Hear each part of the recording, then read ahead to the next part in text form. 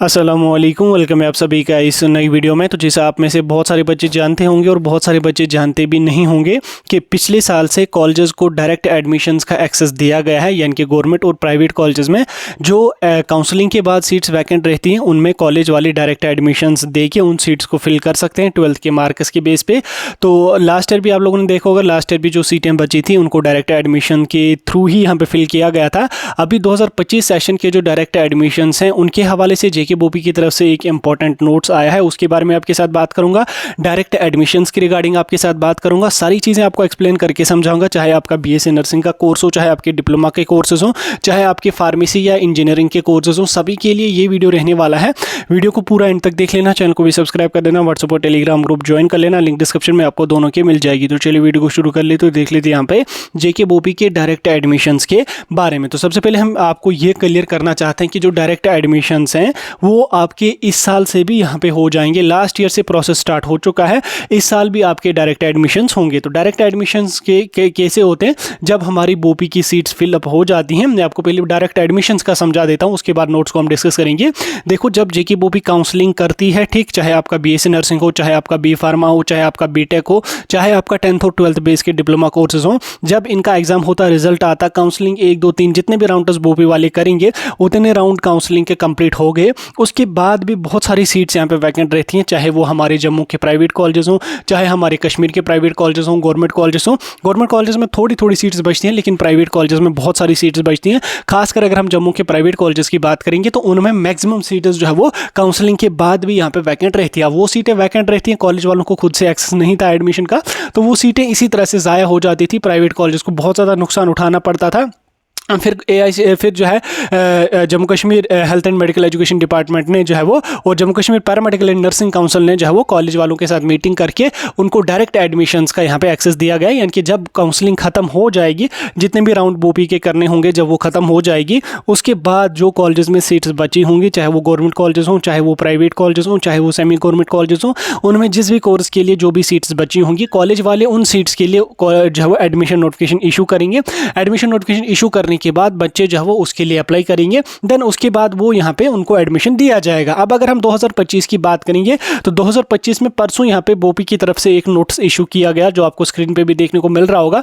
इस नोटिफिकेशन में जेके बोपी ने यहाँ पे कॉलेज वालों को डायरेक्ट किया, उन कॉलेज वालों को बोला कि इस साल के जो डायरेक्ट एडमिशन्स होंगे वो काउंसलिंग के बाद आप लोग स्टार्ट करना, क्योंकि बहुत सारे कंसल्टेंट्स जो थे वो बच्चों को बोल रहे थे कि अगर आपने बोपी का एग्जाम नहीं भी दिया है, हम तो भी आपको नर्सिंग की सीट यहाँ पे दिला देंगे, पैरामेडिकल की सीट आपको दिला देंगे, फार्मेसी की सीट आपको दिला देंगे।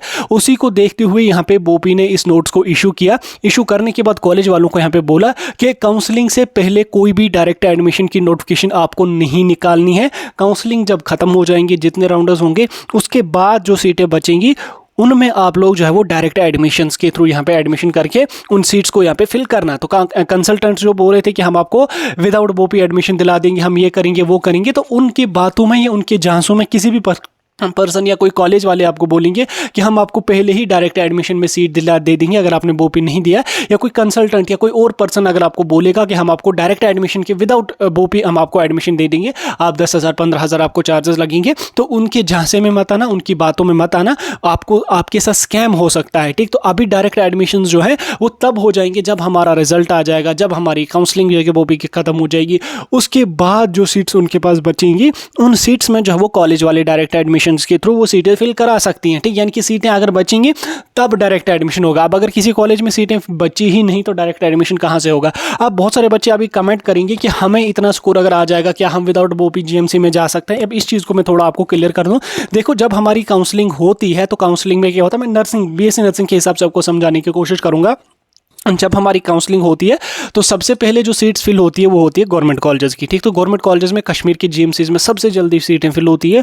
उसके बाद हमारे जम्मू के जीएमसीज की सीटें फिल हो जाती हैं। देन उसके बाद 1 2 दिन में गवर्नमेंट सीट्स फिल होगी। उसके बाद फिर जो है वो प्राइवेट सीट्स पे नंबर आ जाता है। प्राइवेट सीट्स में पहले कश्मीर के प्राइवेट कॉलेजेस की सीट्स फिल होती हैं। जैसे बीबी हलीमा कॉलेज की अगर हम बात करेंगे तो पहले ही दिन इसकी सीटें सारी खत्म हो जाती हैं। उसके बाद बाकी कॉलेज इब्न सिना वगैरह उनकी सीटें यहाँ पे खत्म हो जाती हैं। देन काउंसलिंग जब चलती जाती है तो जम्मू के कॉलेजेस में धीरे धीरे सीटें सीटें फिल होती हैं, तो पूरी तरह से जम्मू के जीएमसी प्राइवेट कॉलेजेस में सीटें फिल नहीं होती हैं, उनमें बहुत सारी सीट्स वैकेंट रहती हैं। लेकिन जब काउंसलिंग खत्म होती है तो जीएमसीज में सीटें फिल हुई होती है, तो कहीं सारे बच्चे जो है वो फिर अपना एडमिशन कैंसिल कर देते हैं या कुछ और कर देते हैं, सीट अपनी अपग्रेड हो जाती है या कुछ और होता है। तो कुछ कुछ सीटें जीएमसीज में यहाँ पे वैकेंट रह जाती हैं, एक एक दो दो तीन तीन सीटें बची जाती हैं जीएमसीज में, तो फिर वो जो है वो डायरेक्ट एडमिशन के थ्रू आपका एडमिशन करवा देते हैं। तो उसके बाद तो डायरेक्ट एडमिशन के थ्रू फिर जो है वो उन जीएमसीज में यहाँ पे सीट्स फिल होती हैं। सेम यहाँ पे प्राइवेट कॉलेजेस में भी होता है। अब कितने स्कोर पे मिलेगा, क्या कुछ मिलेगा, वो तो अभी नहीं बता सकते। जब काउंसलिंग आपकी खत्म हो जाएगी उसके बाद जब पता चलेगा कि कितनी सीट्स कहाँ पे वैकेंट हैं तब पता चलेगा। लेकिन इतना मैं आपको रफली बोल देता हूँ